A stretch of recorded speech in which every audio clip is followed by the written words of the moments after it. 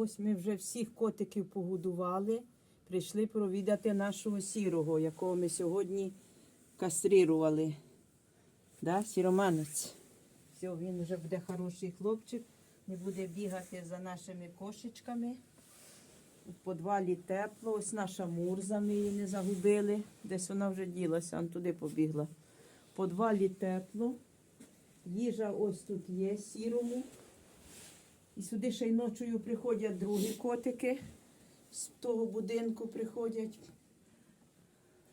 Котиків наших немає в підвалі, поки вони в нас забрані в друге тепле місце, поки вони не забудуться, що тут було. Ось наша мурза. Вона сьогодні з нами прогулялась, але не загубилась.